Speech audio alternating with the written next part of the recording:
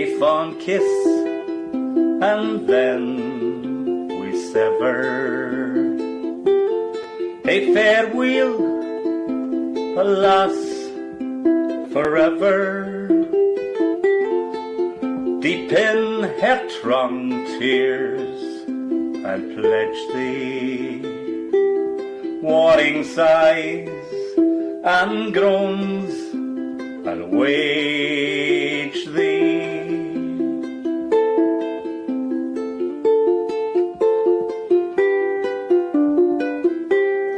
Who shall say that fortune grieves him, while the star of hope she leaves him? Mean a cheerful twinkle lights me, dark despair around benights me.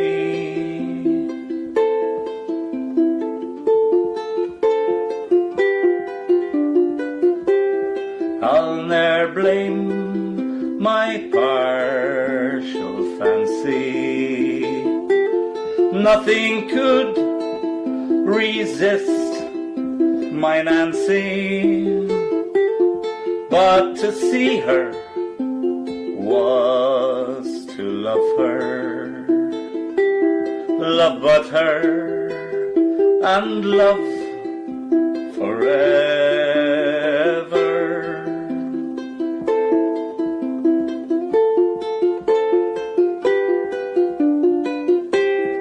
Had we never loved, say blindly, had we never loved, say kindly, never met or never parted,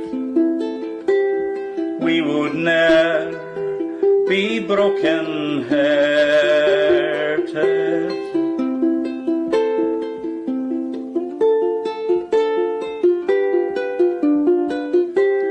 Fare thee well, thou first and fairest. Fare thee well, thou best and dearest. Thine be ilka joy and treasure, peace, enjoyment, love and pleasure.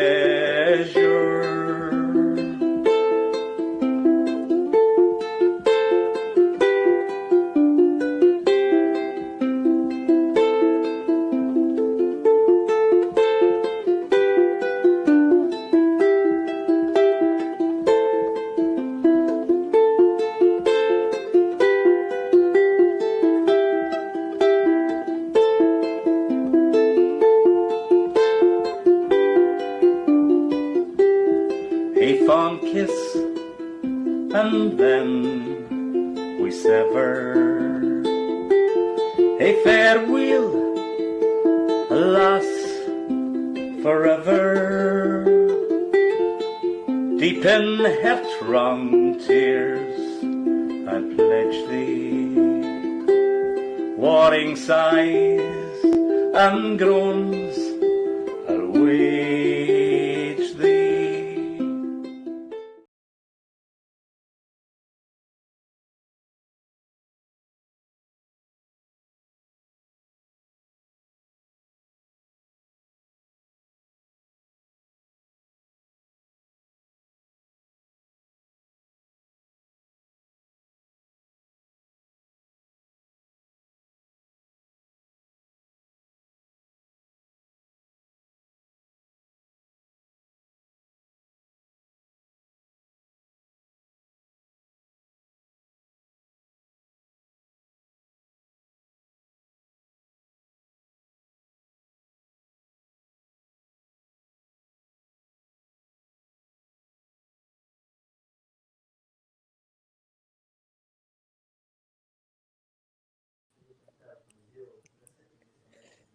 Hello, everyone. Hello. I'm not sure if it was the same for everyone else, but I couldn't hear John there. I have an awful feeling he was on mute. Could you hear John there, Rona? No, I didn't. I couldn't hear him, no. I'm afraid John was maybe on mute. It doesn't matter. I'm sure we all got the message of what he was saying, which is that it's Tuesday night, and Tuesday night on Restore UK is, of course, Scottish night. And it's my great pleasure to welcome back last week's guest, Rona Cameron. Hello, Rona. Hello, good evening, everybody. Great to have you back. Rona has stepped in. We did have another guest lined up today. Unfortunately, that guest was forced to pull out, but there will be further guests in weeks to come. But as we know, Rona was excellent last week, and we got a lot of views, so it's terrific to have Rona back. So what I thought I would do is just preface tonight by saying that when I spoke to John earlier today, he'd said, what's the broad theme of tonight? The broad theme which I would like to explore tonight is, what do we do from here in Scotland? What are the next steps?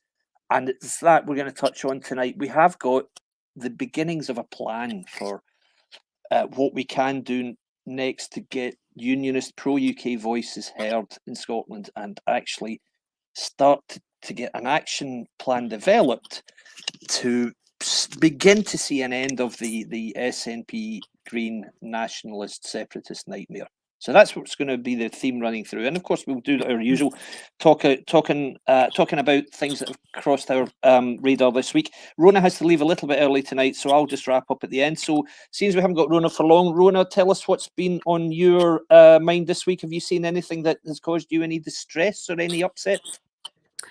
Well, yes, I think just again in the press, all the boycotting of businesses that's going on in Scotland all the time. I think David was maybe going to touch on that a little bit later too. But it is a problem because I think we've got massive, fantastic exports from Scotland, and a lot of the key figures within that are getting all this bombarding of abuse and boycotting from the sort of nationalists, and it's affecting the employment. It's affecting, these companies are massive and they're a massive asset to our economy.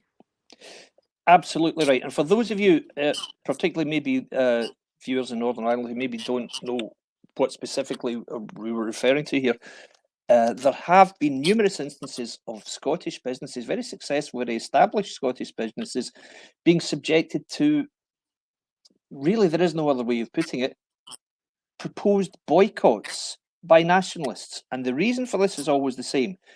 You've got businesses like Tunnocks, which make caramel wafers and snowballs, one of Scotland's great confectionery exporters, and probably Scotland's leading confectionery exporter. Their CEO or chairman happened to voice, I believe, his opinion that Scotland would be better off in the UK. And there has been talk by SNP MSPs, elected representatives, of boycotting Tunnocks as a result. Barhead Travel is another, the very same thing. These are Walker's Shortbread. There's a list. There's an endless list of some of our fantastic exports are actually getting all of this really ludicrous nonsense, and it's not being condemned by the Scottish government or Sturgeon for that matter. And it does affect these businesses. It causes a massive amount of stress for them, and it's really not on. So I think we have to all tackle it. Yes. And try and make sure, because this is a huge part of our economy. Indeed, and you simply cannot have a situation where some of the country's largest employers are being subjected to the threat of boycotts by the ruling government. I mean, it's utterly insane. Just because one or more people in those organisations may have expressed a political idea. But it's just ludicrous. This is not North Korea.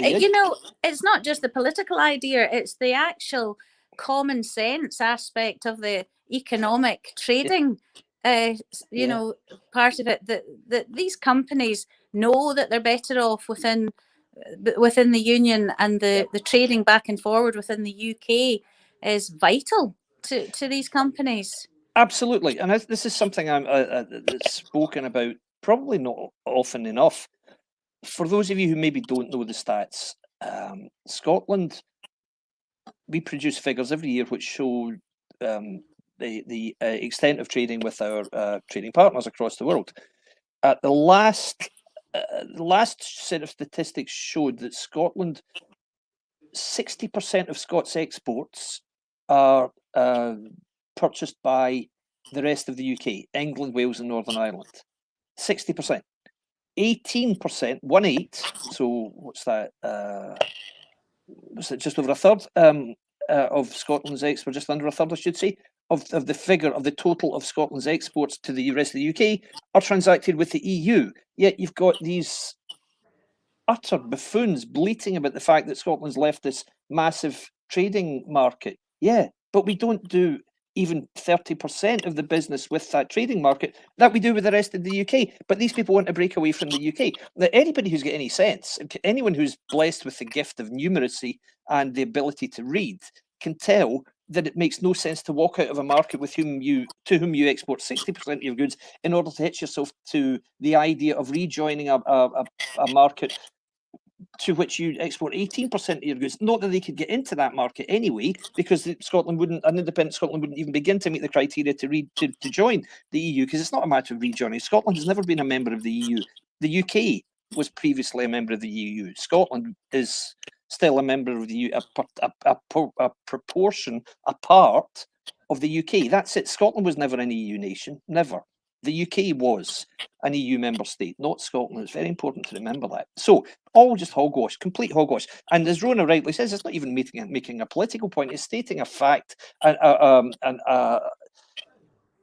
utterly irrefutable economic fact with nothing else. I mean, it's not even debatable. I mean, it's just 60 is a larger number than 18 by anybody's reckoning, and that's just how it's always going to be. So the idea of jeopardising that 60% of your trade by building a wall, which you would have to do if Scotland was independent and in the EU, between Scotland and England, can you imagine what that would be like? You'd have to show a passport when you get to Carlisle or Gretna or Berwick. I mean, what? I mean, this is just insane. It can't possibly happen. It's not going to happen. We're going to stop it.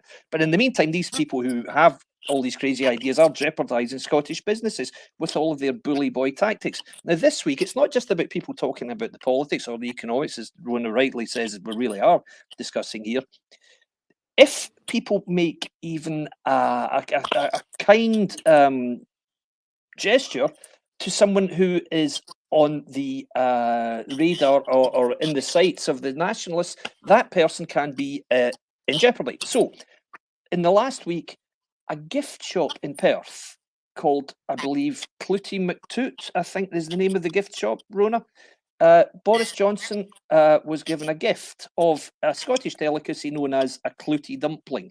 I think Rona could probably tell you far better than I could what is in a Clootie dumpling. Rona, can you help there?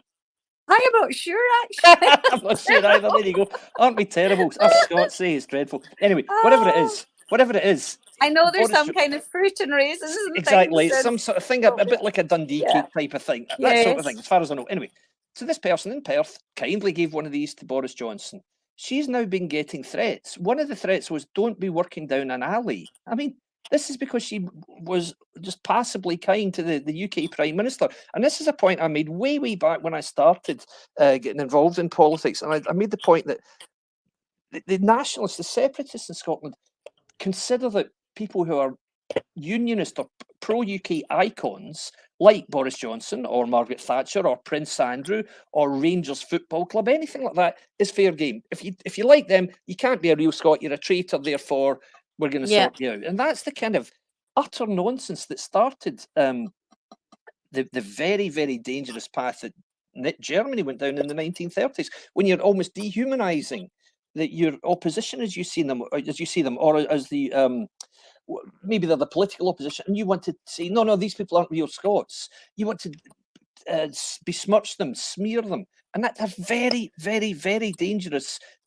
pastime. It's an extraordinarily dangerous set of emotions to instill in people, because I've made the point, and I will continue to make it, nationalism it appeals to the basest elements in people. It's all about hatred of another people or race or religion, and it's based on nothing more than that. That's what it is. Otherwise, why on earth would you threaten a woman, a shop owner, for giving a dumpling to the Prime Minister? Why? And nobody in their right mind would do that. But this poor woman, and she's been on Twitter today saying how thankful she is for all the support she's had after receiving all these threats. And that's what it's like. It's not, I don't imagine it's, an actual meant threat of physical violence, but all the same, a threat is a threat, and this is what these people are having to undergo. Endure. Exactly, endure. It's dreadful. It's absolutely scandalous. So we have to stop this. So we've been thinking in the last few weeks about a lot of the questions we're asking. I hope we get some questions tonight. One question I have been asked a few times, and it comes up a lot, is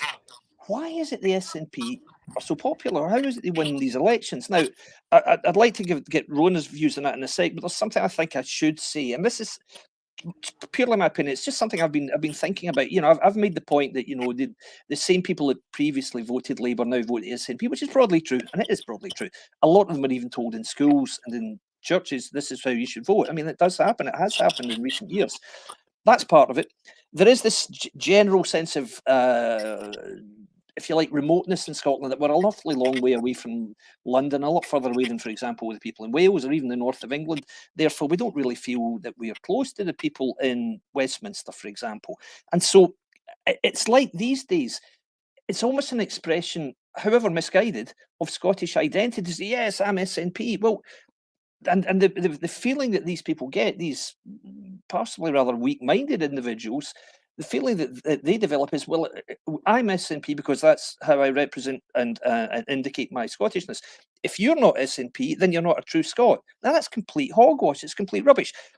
But it did get me thinking, because in the old days, in the 70s, 80s, the time when the SNP support was very weak, right up until the 90s, when it was still weak, you had expressions of Scottishness, like, for example, football. Every year, Scotland would play England at football, and this was a huge thing. I mean, 100,000 odd people would take part in this, so that really was something around which people could coalesce. And it might sound a little bit trivial, but it not really, because if you remember, football was a massive sport in Scotland. You know, hundreds of thousands of people used to go and watch football every Saturday, and that was taken away when the annual competition stopped, frankly, because we weren't really good enough to give England a game any longer, so it just stopped. And so there wasn't really an outlet. And so there was a big, in the 90s, particularly in the late 90s, there was another big explosion, if you like, or a gradual explosion of pro, not independence, but pro-devolution. And that's when the referendum took place in 1990. 9 or 7, I think it was 90, whenever it was, the Tony Blair had the referendum, and it was very comfortable majority in Scotland, again, had its own parliament. Fine.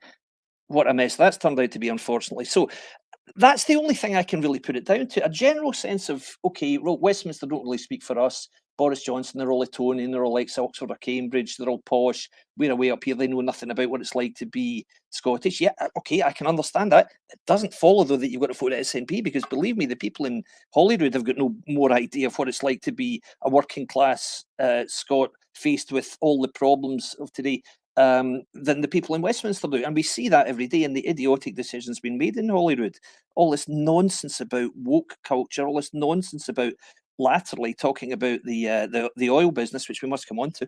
So that's something I've been thinking about. And maybe that's at least part of the expression of Scottishness which people feel they should make by voting SNP. And it is ill-conceived, because there's nothing at all. It does not follow, it does not compute that because I am Scottish, I must vote SNP. That you're voting for a nationalist party, which is in and of itself fatally flawed, because all it believes in is, we are Scottish, we are better than you. That's what that actor said the other week. We are different, we are Celts. Nonsense. There's nothing different about somebody in Scotland from somebody in Newcastle. It's a complete pack of lies. You can't possibly say we're Celts, therefore we're different. That is racism.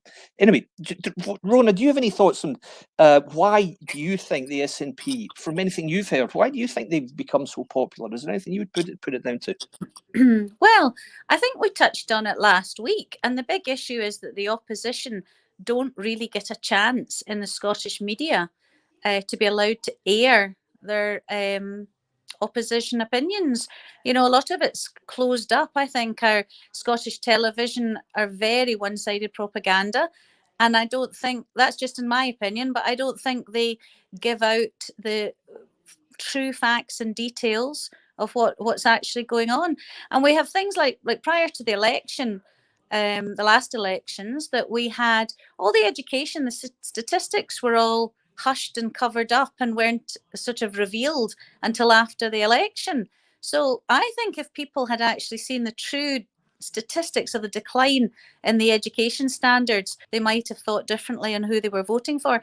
And I think in actual fact, if you look across the board in all the sectors in the last decade, there has been declines in everything that SNP have been managing in the devolved government. And I think that but it's all covered up, so nobody actually gets the true facts. So this rosy picture and their spin team put out all this sort of propaganda within the media. So a lot of the Scottish public actually do not know unless they start raking and looking to find the truth. We know that there is a reluctance to, if you like, criticise the SNP performance. We know that. You hear this every day. You see evidence of it every day. I'll give you an example. I was listening to BBC Radio Scotland today, and I was listening as I was driving, and I heard a news broadcast. And the news broadcast, first two stories. One was Scotland's accident and emergency waiting times for the last month are the worst on record. Okay, nothing else was said. No comment was passed. Then the next news story was about a gentleman who had previously worked for the British Army in Kabul, and he was talking about the evacuation of people who had been working with the British Army in Kabul when the Taliban came back in. And the newscaster said, this gentleman, whatever his name was, is very annoyed, and he feels Boris Johnson should resign as a result of what happened. And you think, when does any BBC Scotland newscaster ever say Scotland's accident and emergency, for example, waiting times are the worst ever, and the leader of the Labour Party in Scotland has called for Nicola Sturgeon to resign? It just doesn't happen. You don't get that happening. It never happens. So not only is the opposition weak, the opposition's coverage is practically non-existent. So even if Anna Sarwar did say it, you never hear about it, or Douglas Ross. And I just think that you're touching on something that's very key there.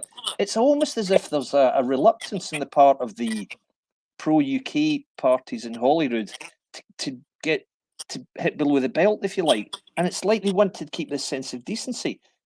I remember seeing the opposition parties clapping in Holyrood when Nicola Sturgeon was elected unopposed, I believe, as the First Minister again. Or did she stand against somebody? I can't remember. Anyway, who cares? Yeah. She got in anyway as First Minister. And they sat and clapped. What the hell are you clapping for? I mean, what are you doing? I would be booing. No. Seriously. I'd be saying, resign, you're a disgrace. But so you're not going to get anywhere in a street fight if you turn the other cheek. You just won't. And we know that these people fight dirty. We know that the SNP has a massive number of spin doctors. They've got something like 30 press officers, more than the number of journalists employed by the BBC in Scotland. I mean, it's absolutely ludicrous. But these people are simply there to quash any anyone from speaking out and any dissent. That's what they do. Yeah, go on, Rona. No, just the truth. I think the actual truth of the statistics is all squashed, it's spun, it's hidden, it's covered up. So the general public, unless you're actually fishing to find out, which we all have done, and know exactly what's going on, there's also a lot of people, it's just a shame, people are actually intimidated to be whistleblowers and to speak up. But I mean, constantly on a daily basis, I hear from doctors, nurses, consultants, people from care homes. They're all absolutely disgusted at the system in Scotland. They're disgusted at the way things operate. They're disgusted at the decline, the lack of service, the lack of from the top, the lack of direction, actually. And this is what we need to tap into. We need to actually have people that are willing now to speak out. And that's the only way that we're going to actually crack the nut, as it were. Oh, very well said indeed. Yes, you're right. There is clearly a reluctance on the part of people who are in business or who work in, for example, maybe health, to speak out and to be seen as being the person telling the truth. And that's the situation we're in. We're in a situation where really things are going abominably badly, but people don't want to speak out, certainly not and put their name to it, because they fear the consequences for themselves, the personal consequences. And this is because they've got these people who are desperate to ridicule them. Now, this all ties into what we want to get to tonight, and that is, what are we going to do about this? Because we've tried the back in May, as we all know, as I refer to quite often on here, probably more than I should, but who cares? We tried the path of, okay, let's do it politically. Let's form a movement and form a party which will stand as a single entity to battle the SNP, and let's call on the major pro-UK parties, that's the Conservative Party, the Conservative Unionist Party, as they're called in Scotland, the Labour Party and the Liberal Democrats, to stand aside their candidates in those constituencies which they cannot win. That portion of the project failed massively because the pro-UK parties showed absolutely no willingness whatever to stand down their own candidates, so it didn't happen. So they all fought against each other, and as a result, almost 1.2 million constituency votes for losing candidates, losing pro-UK candidates, were cast and may as well have been torn up and thrown on the floor of the voting booth for all the good they did. As a result, as I've said previously, the SNP on 49% of the votes won 85% of the seats. Brilliant. Absolutely brilliant. Yet we had people, journalists, saying in all seriousness, no, you need a range of pro-UK options. You need a range of a cocktail of unionist options in order to beat nationalism. No, you don't. You need one voice saying, we are anti-nationalists. That's how you beat them. You won't beat them any other way, I can guarantee you. And in fact, as I said at the time, an average four-year-old child of average intelligence would tell you the very same thing, because it's true. Because 49 is bigger than 50 divided by 3, and it always will be. So, ludicrous. And this is the problem we've got. So that didn't really work. So we tried that. So what are we going to do now? Well, George Galloway mentioned it the other week, and soon on this show we will have Jamie Blackett, who's the leader of All for Unity, was the leader when it was a political party. He will be on to tell us more about the plans for the name All for Unity going forward. And I won't say too much about that now, but I'm sure you can get the idea. What we're going to be doing, in essence, if you like, is we're going to start to become a movement for change and a movement to persuade the pro-UK parties to stand together and pro-UK, pro-union voters to vote with the sole intention of defeating the SNP and the Greens. And that's pretty much what has to happen.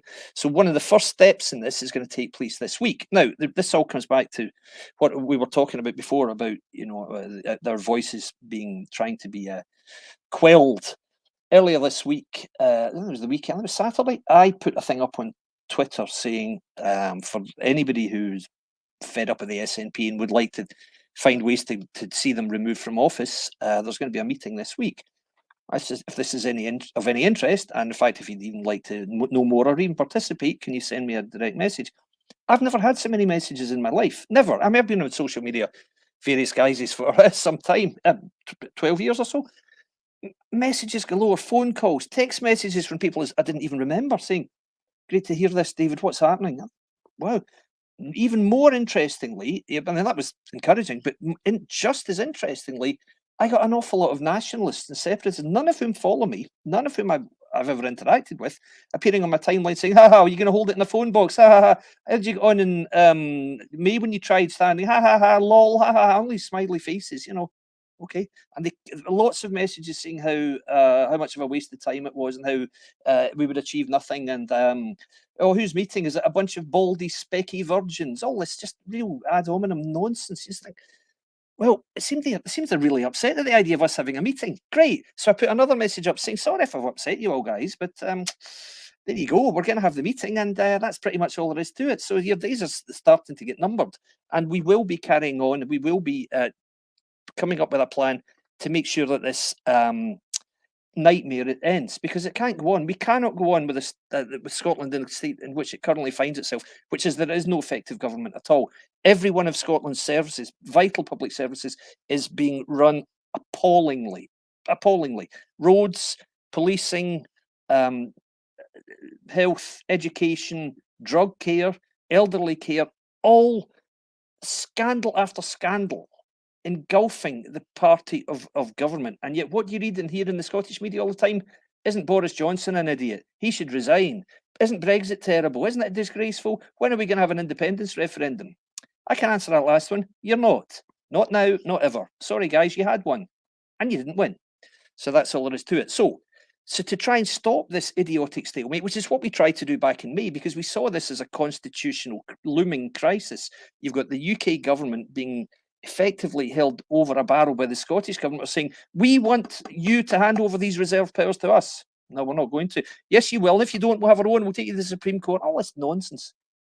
They can issue whatever threats they like. But the fact is, these guys are beginning to see, the separatists are beginning to see, they have no path. There is no path to independence. There's not even a path to a referendum. They cannot get a referendum onto the statute book. It's not going to happen because it's a reserve power. It's up to the United Kingdom government to say whether any attempts at secession, which is what it is, breaking away from the country, should be allowed. And the answer is very clear. No, it's not.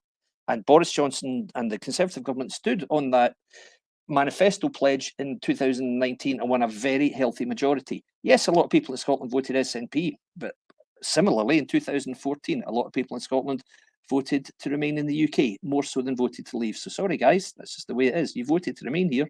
That's it. You're going to stay. The people say all this nonsense. Well, oh no, it's a union. It's not much of a union if you can't leave it. As I've said, and as I'll say on the show every week, and in fact, every time I get a public platform, we don't live in a union. We live in a country. We live in the United Kingdom of Great Britain and Northern Ireland. It's not a union. The union took place hundreds of years ago.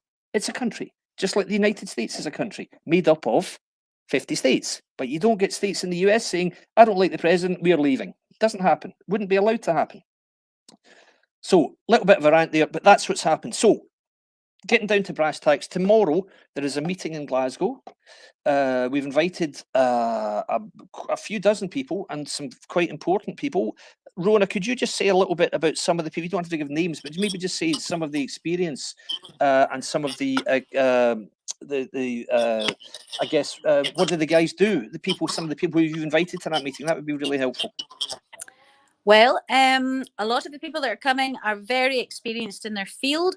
Quite a few lawyers, barristers. Some of the lawyers have worked on really, I won't say, but top international work, investigative work, really specialized fields.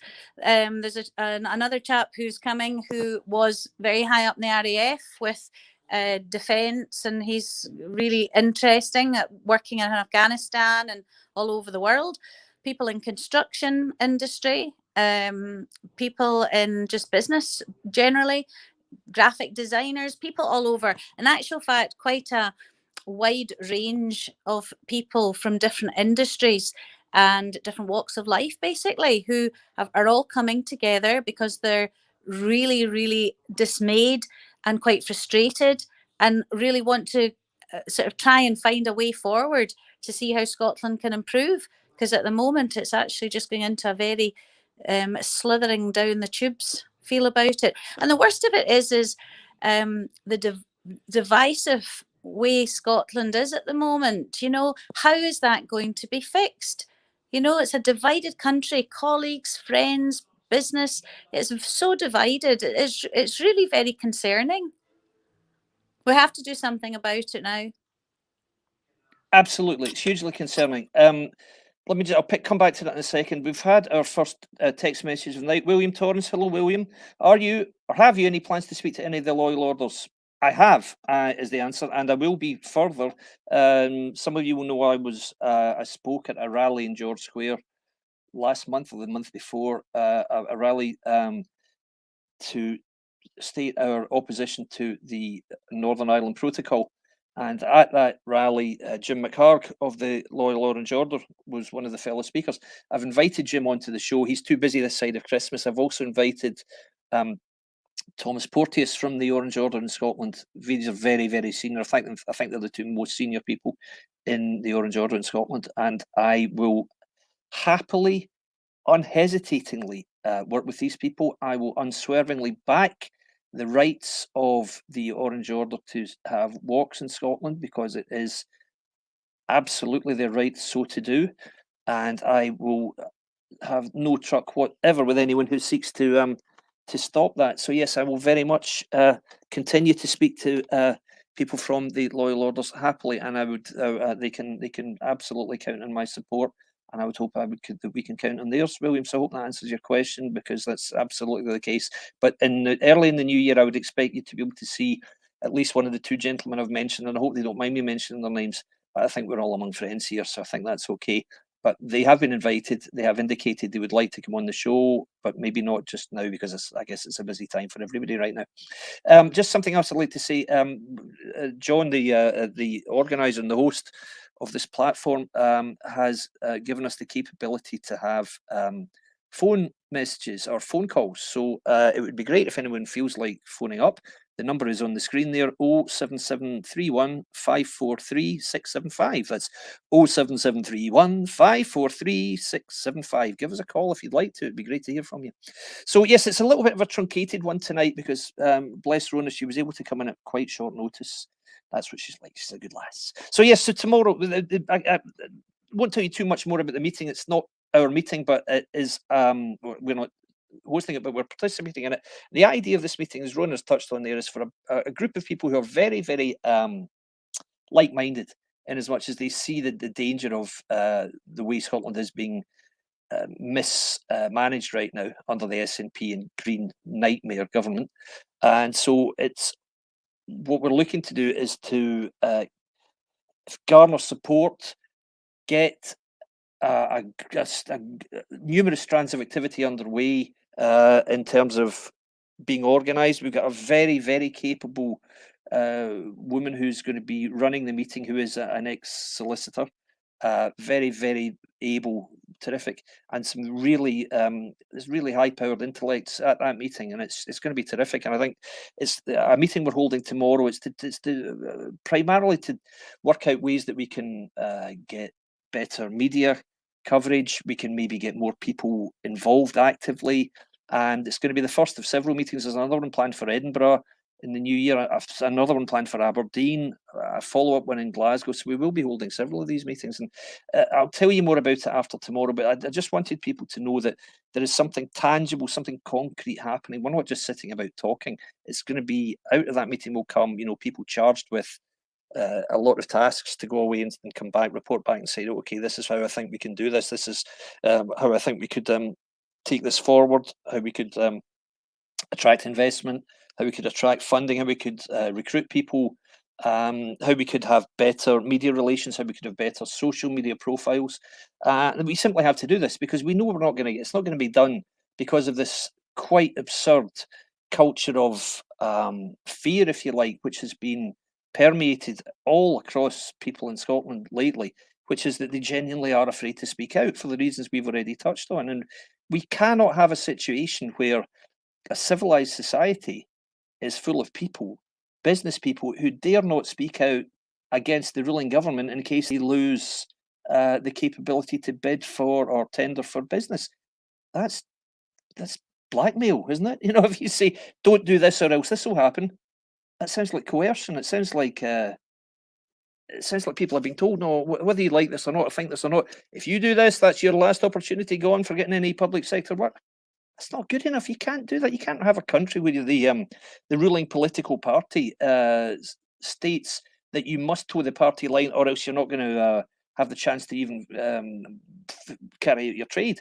I mean, that's just something they wouldn't even have tried in Ceausescu's Romania. I mean, it's just ridiculous. And this is, I've said in the past, Sturgeon and Morell are getting more and more like the Ceausescu's every day. I think they're a most peculiar, most bizarre couple, and I use that term in the loosest possible sense, because let's be honest, we don't believe that they are in fact a genuine couple, as you certainly never see them together. So who knows, and who cares, frankly. But this very, very odd couple cannot be allowed to carry on ruining Scotland, and won't be. So tomorrow's just the first step, really. So I just wanted to talk about that. So what are you looking for out of that meeting, would you say, Rona? Anything? Well, basically, just anything in general? I would say just excellent brainstorming, good ideas, ways to go forward, connections, people that know, networking as best as we possibly can.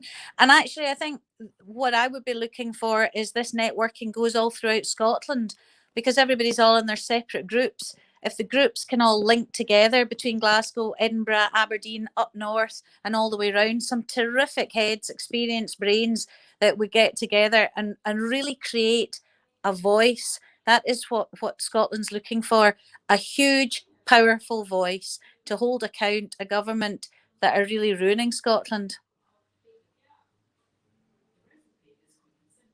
Yeah, very well said. They are, and Rona doesn't use that term lightly. The appalling situation in Scotland's health service, the Queen Elizabeth Hospital, in which people are still dying of what do you call them, bugs, and hospitals which have been which children have died because of infestations of pigeon droppings and air conditioning carrying around this absolute poisonous filth. It's disgraceful. It's absolutely disgraceful. We know education is going down the toilet. Thank you, Ashley. Ashley said thanks for all our hard work and endeavours, and the rest of the team. Appreciate it. Believe me, Ashley, it's our great pleasure. We're going to carry on doing this. We will do this because quite simply we have to. We have to do it. We have to step up. We cannot allow Scotland, which has been traditionally a truly great country, full of endeavour, full of business acumen, full of innovative thought, full of discovery. Now it's an inward-facing, scared to open your mouth, scared to speak out against this utterly bizarre ruling party, or ruling parties, because the Greens, the supposed Greens, are now part of it. We will not allow Scotland to be ruined in this fashion. And Scotland is currently being ruined because it has no effective government. All that the government of Scotland talk about is, when can we have an independence referendum? In fact, last week at the SNP conference, they only had one 2 months ago, but they had another one last week for some reason. They said they undertook that there will be a referendum in 2023. So that's within the next 2 years, there will be a referendum. Oh, really? Okay, right. Well, we'll see how that goes then, guys. But there's going to be no referendum. It certainly isn't going to be an official one. If they want to have one where they all just go and vote for each other, that's fine. But no, we're not going to have it. There will not be an official referendum sanctioned by the UK government. Not a chance.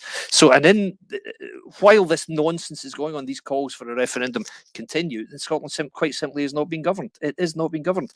There's something that the number of statutes put on the number of laws put in the statute book in the last 2 years is infinitesimal. It's absolutely tiny. And the only type of laws which try to go through are really appalling pieces of legislation, such as the hate crimes bill, which, as I've said, is no more than an attack on free speech.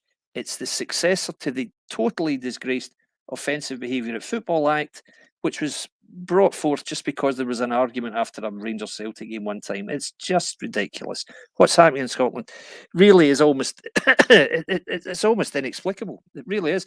And this is why people ask me, what you say this stuff about the SNP, they're so bad. Why do people vote for them? Because they feel they have no choice. I think has a lot to do with it. Rona's right. The opposition parties are weak. The spokespeople who are supposed to call out these people don't do it because they're afraid to. So that's where we are, and we have to stop it. So, Rona, I know you've got to go soon, so I'll just leave you. If anything you wanted to say, anything you want to say to the people? No, just thank you very much. We're looking forward to tomorrow night, and we'll keep you all updated on the outcome of it. I'm sure it's going to be absolutely amazing. So, keep you all updated, and thanks for tonight. Hopefully, see you all soon. Thanks, Rona. Thanks. Right, Take care, everybody. Tomorrow. Bye. Bye, Rona. Bye, Rona. Right, you've got me for another 10 minutes or so, guys, and John's here also. So, hi, John. So, yeah, rather than me just launch into a big monologue, that's just to say that this is where we are, guys. We feel this very strongly.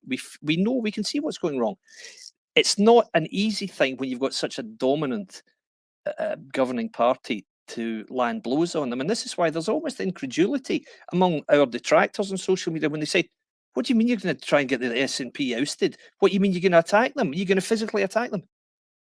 No, we're going to get them voted out of office. That's what we're going to do.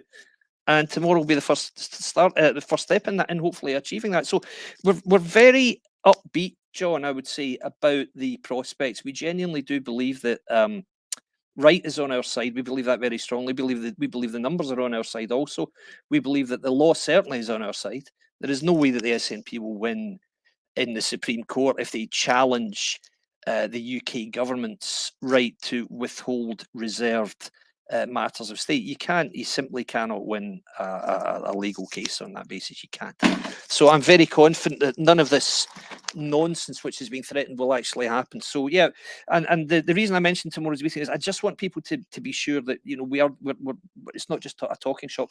We are actually doing stuff. We're looking at ways that we can start to land blows in these people. We're looking at ways that we can start to have the truth told about their appalling stewardship of Scotland. And that's what we're going to continue to do.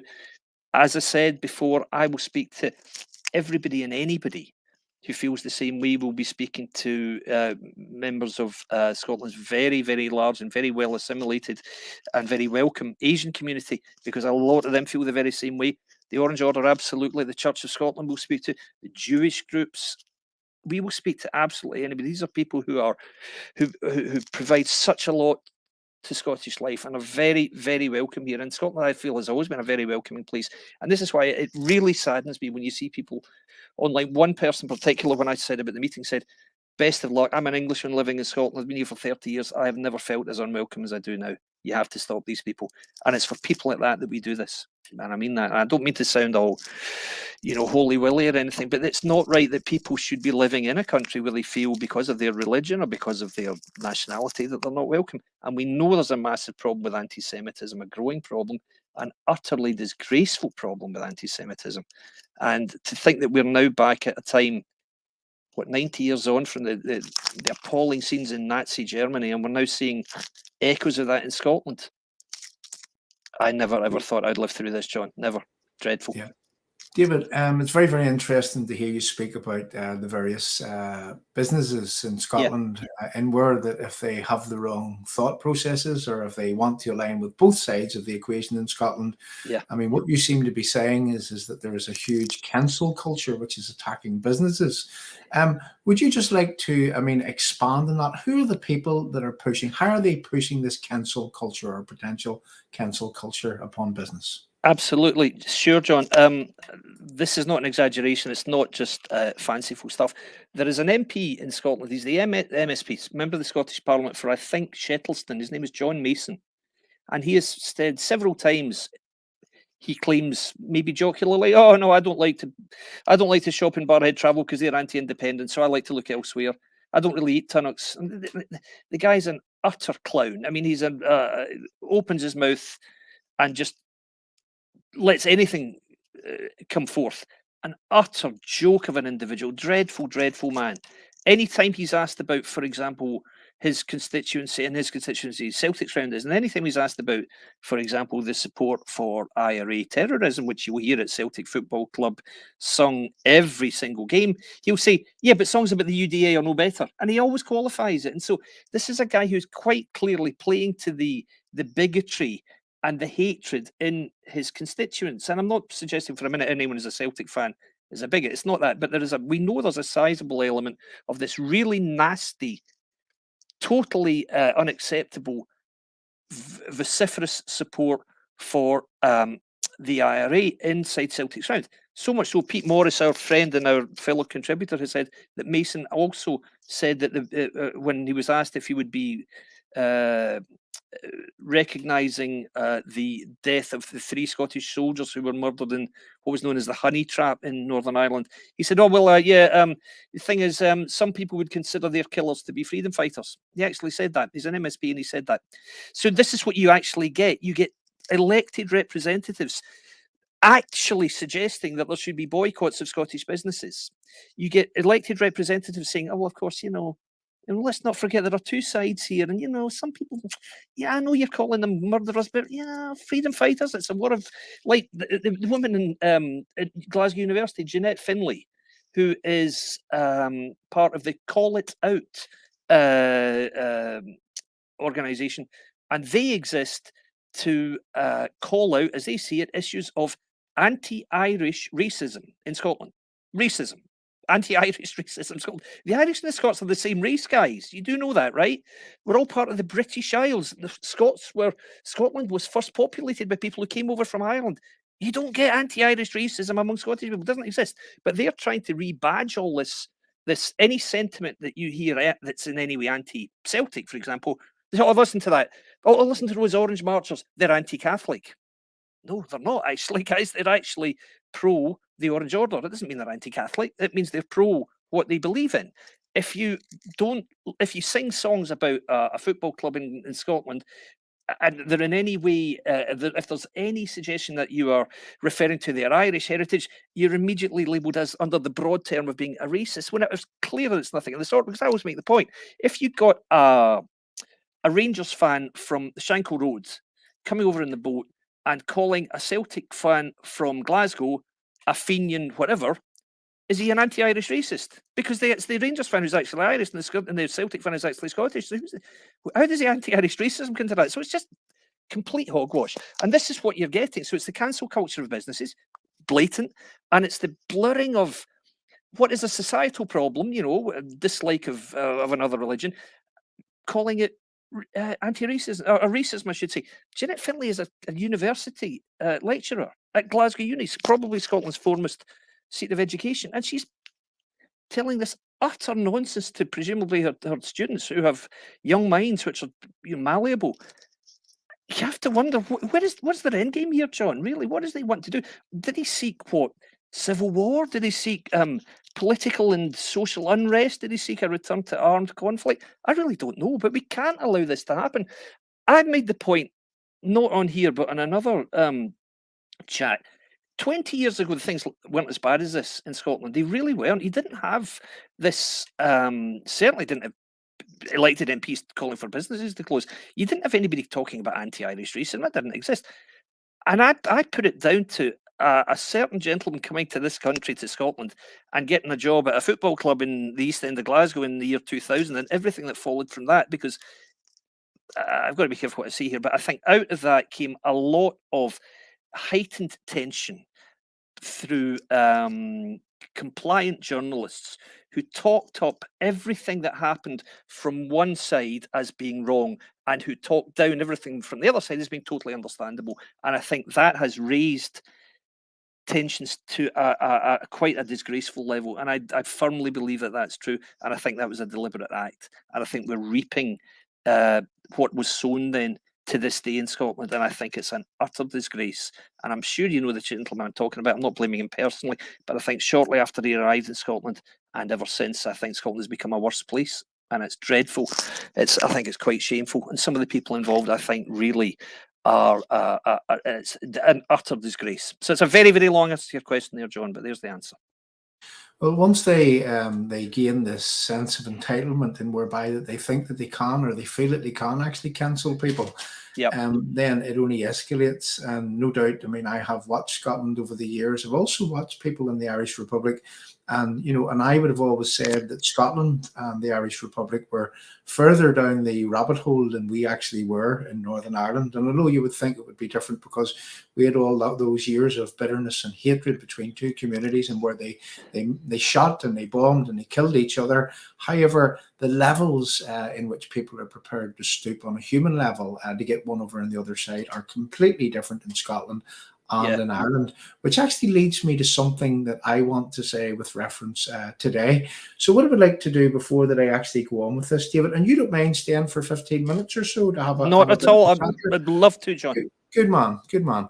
Well, I'm going to ask people on the live chat there. The numbers are not too good this evening. So if you would like to share the platform, if you would like also to tag people into the live chat, if you would like to try to encourage people to come along, because I have something very, very important to discuss here with David, and it's with reference Northern Ireland. And I would say not just Northern Ireland, but I would certainly say the United Kingdom having reached new levels in this extension of cancel culture, which, if left unchecked, well, where will we be like? Will we be like North Korea? Will we be like Nazi Germany? And I'm coming back after we play a little song here to tell you about something that happened to me today, which has never, ever, ever happened to me in my life. And although that I've been warning of this for many, many years, I mean, I could take you back and show you videos of me talking about an open prison going back 4, 5, maybe 6 years. Well, today it has arrived. It has arrived at my doorstep today. And my good friend Jim Werner was with me in a restaurant. And when we come back, we'll tell you exactly what happened. And I can say it is totally unacceptable. And who do I blame? Well, I blame our own conservative type politicians for not nipping this in the bud whenever it started to happen. So let's play something and we'll come back just after the little song. So people, let's go for this. Let's share this platform out, share it around, ask people to come along, tag people into the live chat. And again, if you would like to contribute to the conversation whenever we come back, feel free to lift the phone and talk to us. But let us talk about what it is that we want to talk about. And if what you hear actually annoys you, well, you lift the phone and you have a chat and you give us your thoughts. So let's just play this little video clip and we'll be back straight after the clip. We are searchlights we can see in the dark. We are rockets pointing up at the stars. We are billions of beautiful hearts. And you sold us down the river too far. What about us? What about all the times you said you had the answers? What about us? What about all the broken happy ever afters? Oh, what about us? What about all the plans that ended in disasters? What about love? What about trust? What about us?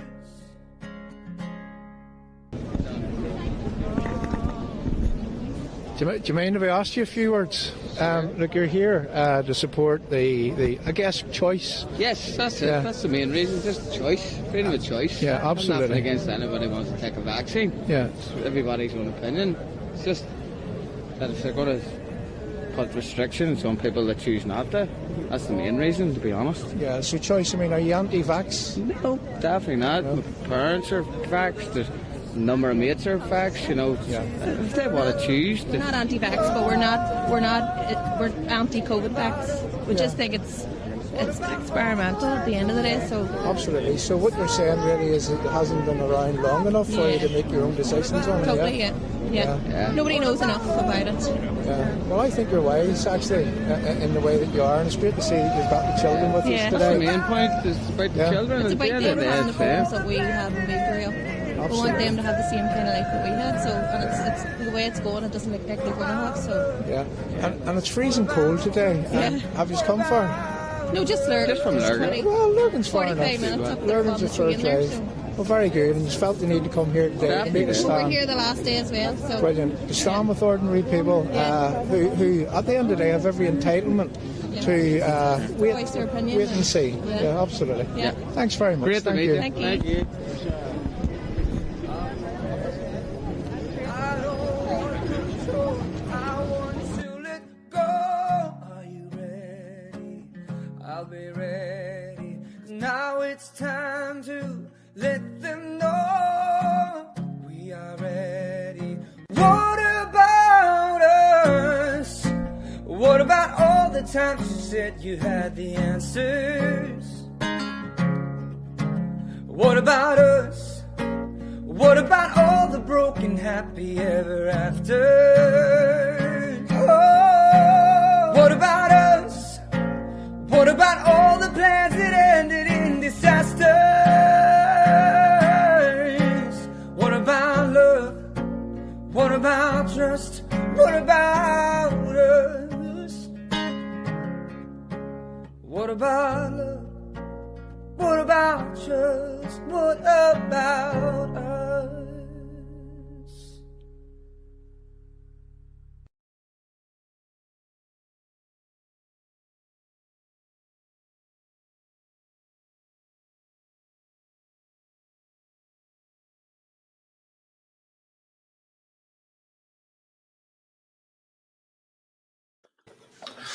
So, okay, people, as I said before that we played that little clip there, let me explain first, is that I felt today, whenever I came out of a well-known eating establishment today, after just what happened to myself and Jim Werner, I felt the need to go home and to put that little video together And the reason why I felt the need to go home and put that little video together was that on Saturday, we were at the 9th anniversary of the flag protests at Belfast City Hall. We were capturing some of the footage, recording the 9th anniversary, the 9th birthday of the flag protesters who stand there every single week and have done so for the last 9 years. And just after the flag protest, well, there was a mass gathering of people from all sections of the community in Northern Ireland who came to stand together. And if you watched the footage at that rally that came just after the flag protests, well, you know, I seen a lambag drum, which is closely aligned with the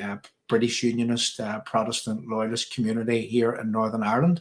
And that drum was on stage, and the guy was beating the drum, and no matter where those people were from, and no matter if they were from Catholic Falls Road or the New Lodge or wherever, those people welcomed that drum with open arms. And the reason why they did was because that when tyranny becomes law, resistance becomes duty.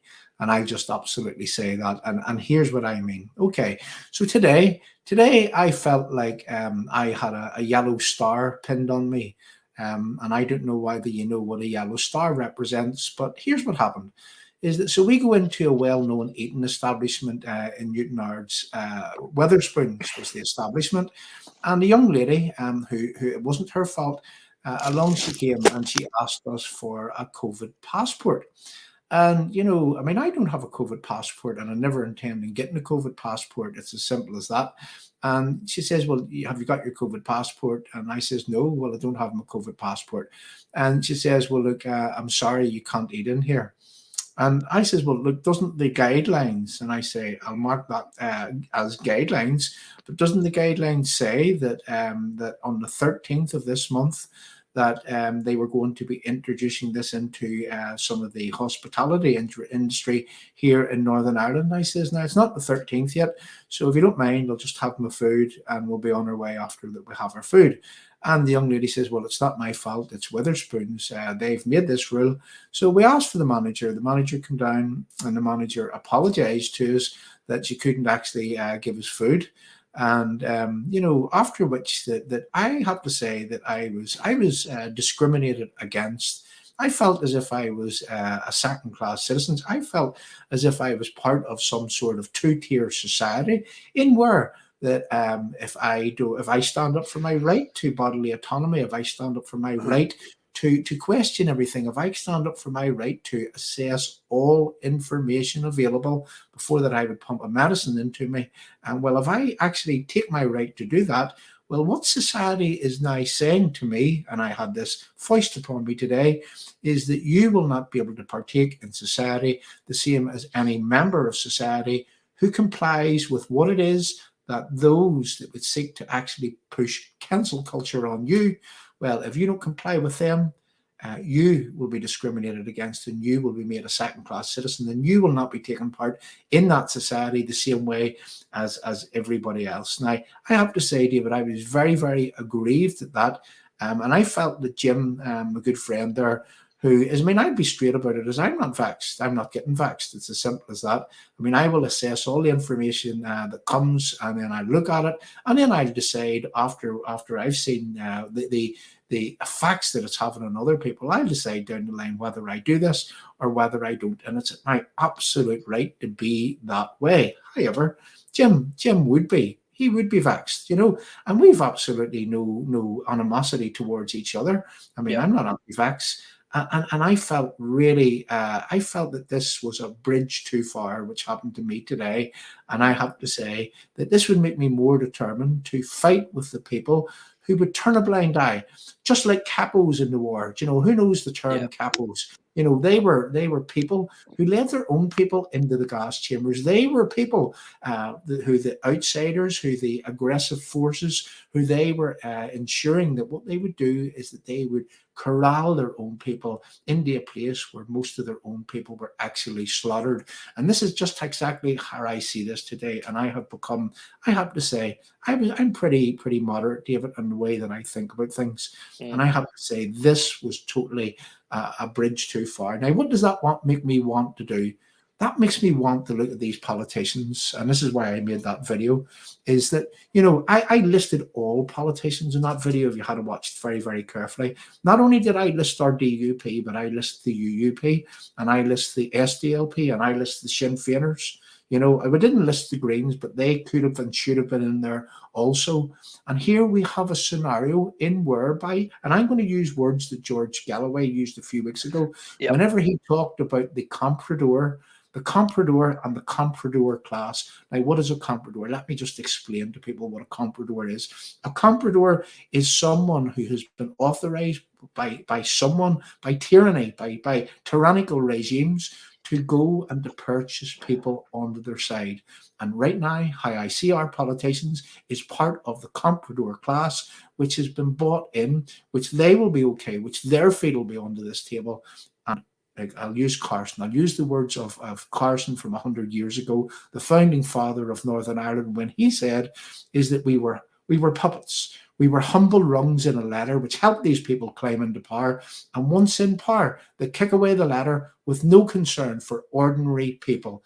Now, let me just clarify where I stand with all of this. Where I stand is exactly in this way, is that if they want to create a two-tier society, if they want to suggest that there should be one rule for people that are vaxxed and taking the medicine, and there should be another rule for other people who hasn't actually done it, but are within their rights to do this, because this is the rules. The rules are that you shouldn't take a medicine before that you should read all information which is available, and having assessed the facts, well, you're within your absolute right to make the decision for yourself whether you do or whether you do not want to take this here.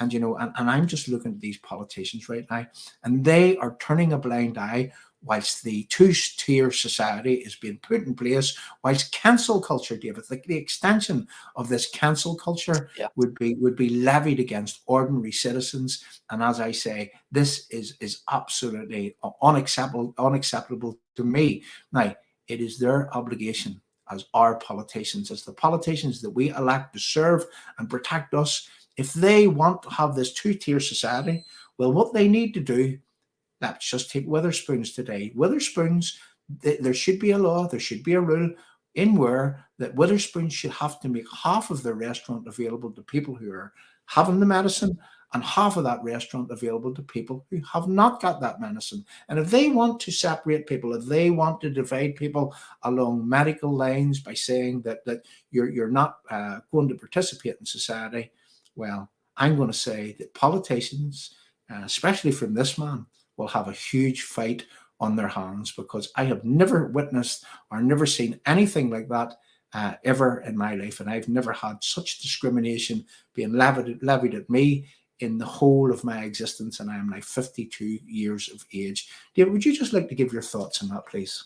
Absolutely, John. I'm sorry you went through that. It must have been not only very annoying, but very upsetting. I've seen echoes of much the same here, not as badly, but the situation I'm in, and I'll just share this with you. I have a medical condition, so I had to take the vaccine because I was considered vulnerable. I was told to self-isolate for weeks, if not months, at the very start of it. And I remember sitting outside the house. Luckily, last year was good weather, and I sat outside the house and had a little glass of beer most days. But I had to do it. I really had to, because of the situation, because I was worried. Now, I've had a history personally of bad reactions to vaccines, so I didn't do it lightly. I didn't really want to take the vaccine, but I did. So that's what I did. So I've been okay. So the only incident I had was a few weeks ago when I was having a meal in a restaurant near where my sister lives. I left the restaurant just to go outside briefly, and when I walked back in, the guy stopped me and said, "You need a vaccine passport here because this is a nightclub." I said, "I'm eating a meal in that restaurant there. You know, I thought it was for only gatherings over 10,000 people, which I think it was at the time." He said, "Oh, okay then." All right, so he let me in. Now, meanwhile, across the road, there's a Wetherspoons, exactly as you've said. Now, as I understand it, the law is that you may not ask somebody why they're exempt from wearing a mask, for example. You are not permitted to do so, just for the same reason as, you know, you get some people who get annoyed if you use a disabled toilet. And quite often restaurants put up not all disabilities are visible, so don't go and ask people because it's none of your damn business. You've now got the farcical situation where you're having to explain your medical history to a nightclub doorman. Well, why the hell should I tell him a damn thing about my medical history? It's none of his business. So at first it was, you can't get in without masks on. Now, this wasn't a government thing. The government position was quite clear. You do not have to wear a mask if you're exempt. You do not have to explain why you're exempt. But no. The bouncers at this place said, no, you don't get in without a mask. Company policy, mate. Well, that's discriminatory company policy. So that I don't agree with that. I'm a user, a patron of Wetherspoons. I think it's a terrific offering. It does very good beer at cheap prices and perfectly good food at cheap prices also. I use it often. I really don't like the way that they've treated customers throughout this. I don't like it at all. And I'm not saying this to have a go at Wetherspoons, and I know you're not either, John. It's not a culturally something I'm comfortable with at all. You cannot discriminate against people. Now, that being said, let me just caveat this slightly. I'm leaving Wetherspoons aside for a moment. I think I mentioned last week I'd been at the Rangers annual general meeting in Glasgow. And at the end of these meetings, I go because it's the club I love. At the end of these meetings, they open it to the floor. And the first guy stood up and said, okay, we've got this everyone, anyone campaign at Rangers, but you don't let people into the ground without vaccine passports. And the board, a couple of the guys on the board said, well, the reason for that, of course, is we have a capacity of 50,000 and we won't be given a license, a safety certificate, unless we have some checks on vaccine passports because we have to do it. It's a legal thing. Yeah, but everyone, anyone, and they kept making the same point. Yeah, but everyone, anyone, and they had to say, look, I'm really sorry, it's the law. We can't open the ground if we don't do this. So while it may be annoying to you, we don't let people in without match tickets either. That doesn't mean we're discriminating against them. It's just we can't let them into the ground without a match ticket, and because of the vaccine passport, that's the law. That's just how it is. Pubs don't have that, and they certainly don't have that where you are right now. So these people are just making their own decisions. And there's no reason for it at all. You don't need to have a vaccine passport to go into a Wetherspoons. You don't need it. It's not going to make anybody any more safe, frankly, guys. It really isn't. They've all got masks on anyway. So, yeah, I do agree. I think it's a slippery slope, frankly. I think if you're starting to do this, there'll be people who have got every reason, every justification in electing not to be vaccinated, who are going to be told, no, you can't come into a certain place, you can't purchase these goods, you can't be a patron of this establishment. For what? Because the staff said so. It's simply, to me, John, it's what's happened from the outset of this. People have made their own decisions and have said, okay, what we're going to do is to save any fuss about this or to save any uncertainty, there's a hard and fast rule, which is boom, you need mask. You need the mask. Okay, I haven't got a mask, right? You can't get in. Now it's boom, you need a vaccine passport. But it's not even law till next week. Doesn't matter.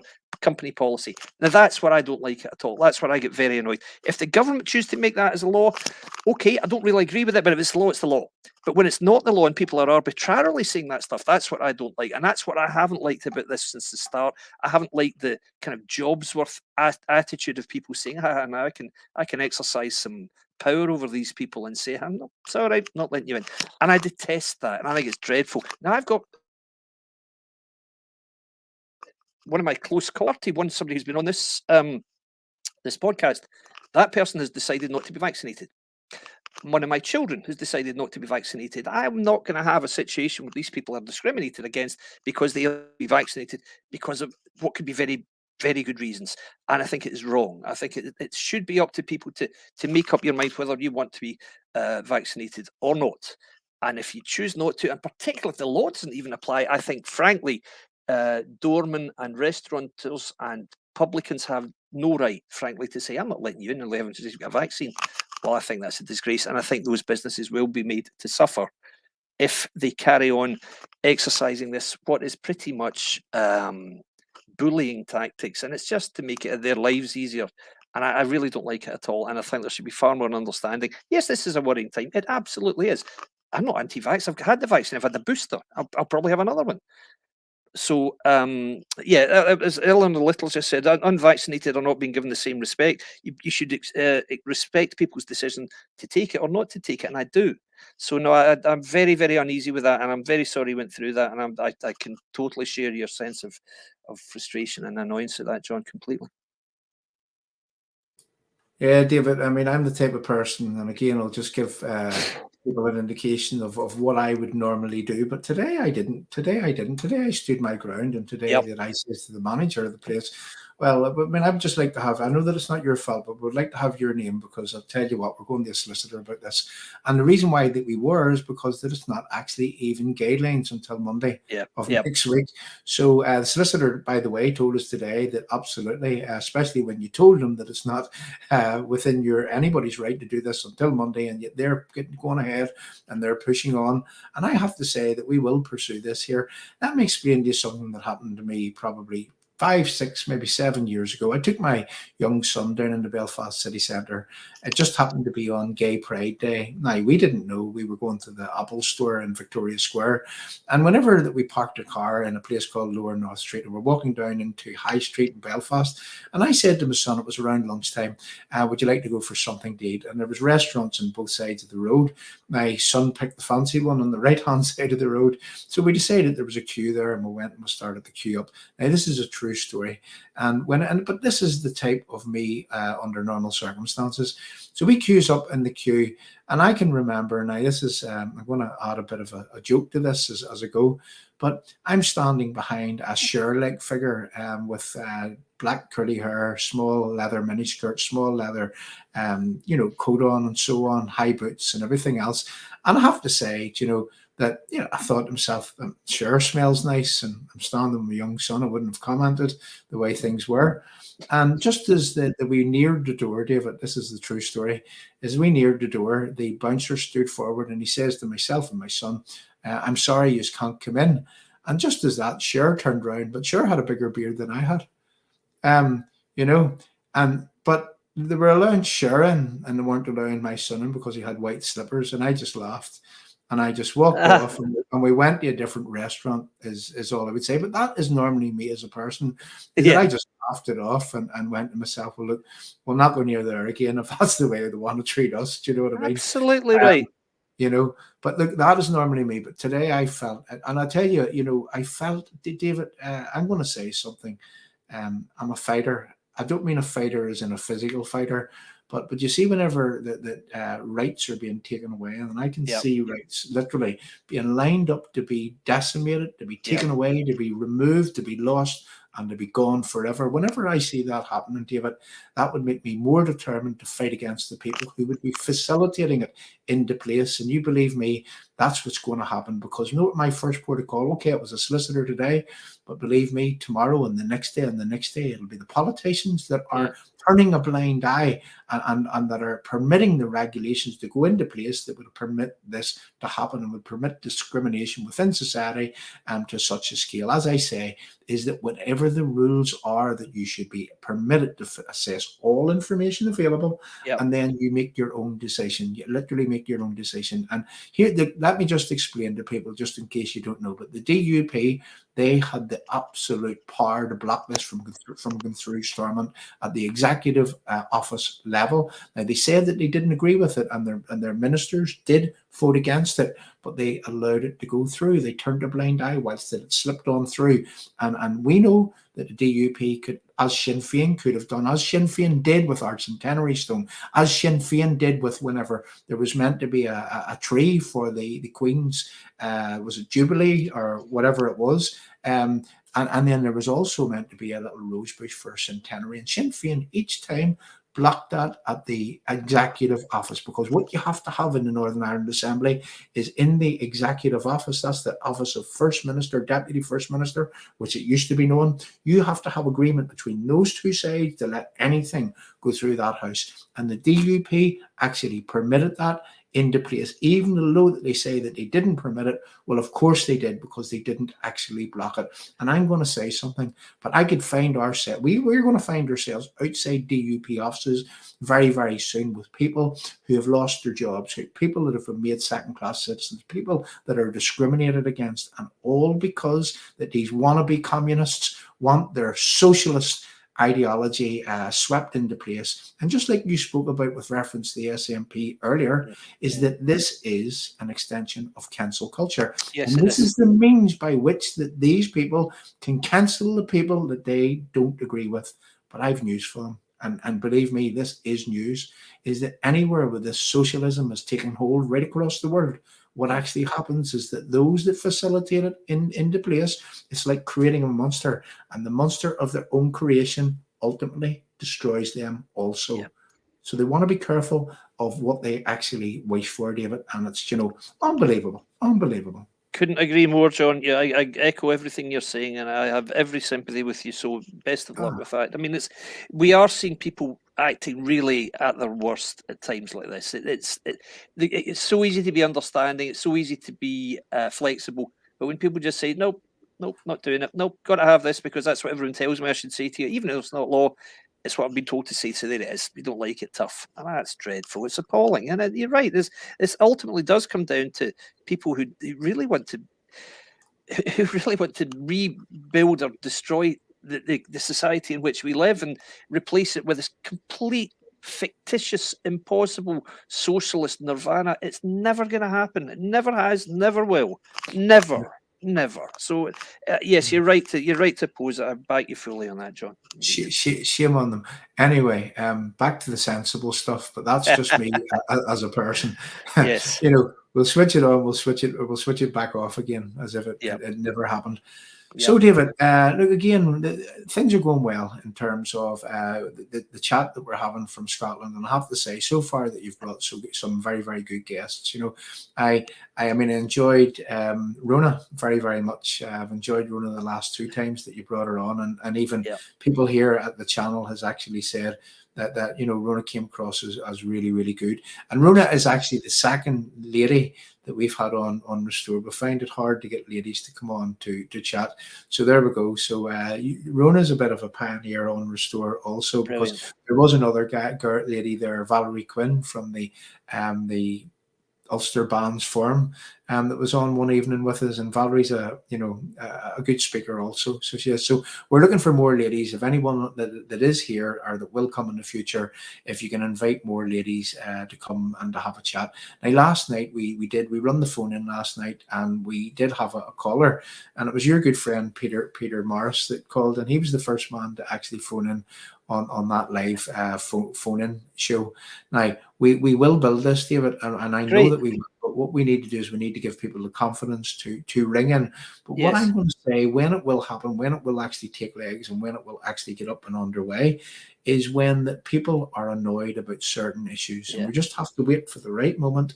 That phone line will open, and I would say that we'll have lots of calls and lots of people actually speaking about what it is that they're there to oppose, or what it is that they're there to complain about. So it will happen in the future.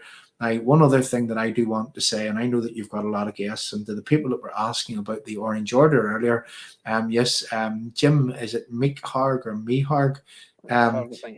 Meekharg. So Jim is a very powerful speaker, and we had Jim at the Ulster Hall there in December of 2019, the 6th of December in 2019, at a rally for the Union. And I have to say, out of all the speakers that actually spoke that evening, I have to say that I was most interested in Jim speaking. And the reason why that I was is because, you see, Jim had witnessed Scottish nationalism for all those years, and Jim actually got and gets the fact that these socialists are cancer upon society, and if they're not stopped, like all cancers, what they then do is they destroy the body in which they infest, is the reality. So what we need to do is we need to cut that cancer out. There is no other solution for these people, no other solution, because as I explained, this is where we are today in Northern Ireland. Now, one other interesting thing, David, is that there are many people in the past few weeks from the Irish Republic that is actually starting to come out against Sinn Féin. And I mean really come out against Sinn Féin. I mean, there was a person who I understand to be an ex-Sinn Féiner from Wexford who attended Stormont last week. And if you had heard that lady speak, well, do you know something? If I was having a Christmas dinner, I would be inviting her for what she said about Sinn Féin. And what do I mean? Well, she says that, those parasites in that building, what we need to do, she says, we need to stand together. And I don't care whether you're, and this is what she said.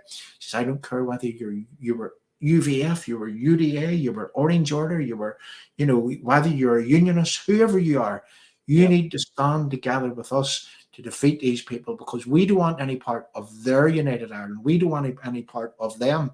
And what we want is that we want you people to have your country and you govern your own country, and we will have our Republic of Ireland. That's what you said. And I have to say, Wow. is a breath of fresh air coming from Absolutely. somebody from the south. But that's the point to which that these Sinn Féiners are now driving people as a result Yeah. of the things that they are forcing upon them, just like the Scottish nationalists, David.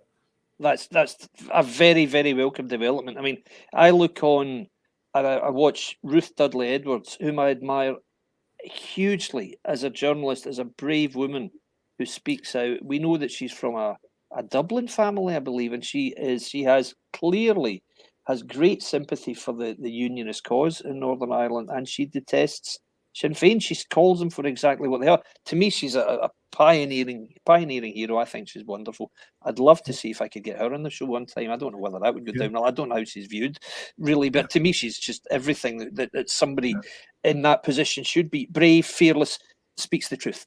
What more can you ask? Wonderful, John. David, you reach out, and if you can reach Ruth, and if you can't, I might be able to reach her for you through some of the contacts that I have. But look, you give it a go, and I'll give it a go. And yes, absolutely, Right.